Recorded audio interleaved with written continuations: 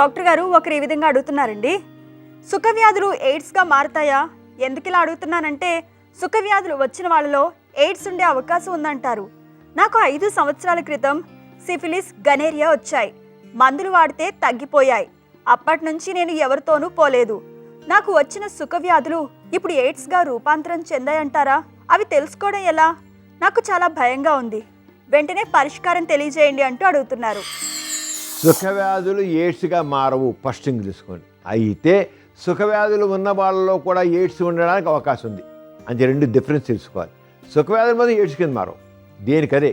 ఒక herpes సింప్లిస్ AIDS కింద మారదు, ఒక సిఫిలిస్ ఎయిడ్స్ కింద మారదు. ఏ జబ్బుకు ఆ జబ్బే. కానీ సుఖవ్యాధులు ఉన్న వాళ్ళల్లో ఎయిడ్స్ కూడా ఉంటుంది. ఒక వేసవి వెళ్ళాడు, ఆ వేసవి గనేరియా ఉంటుంది, సిఫిలిస్ ఉంటుంది, షాంకాట్స్ ఉంటుంది, హెర్పిస్ సింప్లిస్ ఉంటుంది, మామూలు క్లామిడియా ఇన్ఫెక్షన్ ఉంటుంది, ట్రైకోమోనాస్ ఇన్ఫెక్షన్, ముల్లేస్ ఇన్ఫెక్షన్ ఉంటుంది, హెచ్ఐవి ఉంటుంది, ఎప్పుడు బి ఉంటుంది, ఎప్పుడు సి ఉంటుంది, ఏ జబ్బైనా ఉండొచ్చు, అన్నీ రావచ్చు. అంతేగాని ముందు సిఫిలిస్ కనుంది కనుక వారం రోజుల్లో సిఫిలిస్ వ్యాధి తెలిసిపోద్ది. కొరుకుడు వ్యాధి అంటాం కదా, పుండు పుడుతుంది అంగ మీద చూసి నాకు సిఫిలిస్ వ్యాధి ఉంటాడు. 3 నెలల పేక ఏదో ఎవరో హెచ్ఐవి టెస్ట్ చేస్తారు దానిపై. అంటే నా సిఫిలిస్ వ్యాధి ఎయిడ్స్ కింద రూపాంతరం చెందినమాట.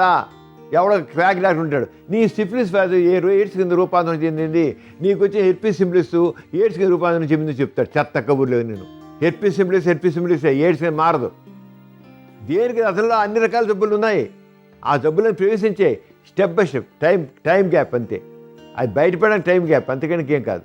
అంచేత ఈ సుఖవ్యాధులు ఎయిడ్స్ కానీ సుఖవ్యాధుల పాటు హెచ్ఐవి కూడా ఉన్నాయి. ఇప్పుడు ఈ విషయంలో వీడిఆర్లు అవన్నీ పాజిటివ్ వచ్చాయి కనుక సుఖవ్యాధులు ఉన్నాయి కనుక హెచ్ఐవి కూడా ఉంది. పరిశీలించుకుంటే దాంట్లో మందులు వాడుకోవాలి.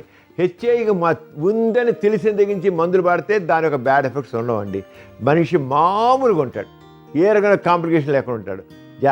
మందులు జాగ్రత్త వాడుకోవాలి, ఆహారం జాగ్రత్త తీసుకోవాలి. సరిగ్గా ఉంటే అతనికి ఆ డబ్బు ఏమీ చేయదు. కానీ కొందరు చేస్తారు, నీకు బీడీఆర్ఎల్లు లేదా హెర్పిస్ సింప్లిస్ ఎయిడ్స్ కింద రూపాంతరం చెందని చెప్తుంటారు ఫ్యాక్ డాక్టర్లు. That not correct. అది రూపాంతరం మారదు, ఏ జబ్బు జబ్బు. చూసారు కదండి ఇవాల్టి సుఖజీవనం కార్యక్రమం.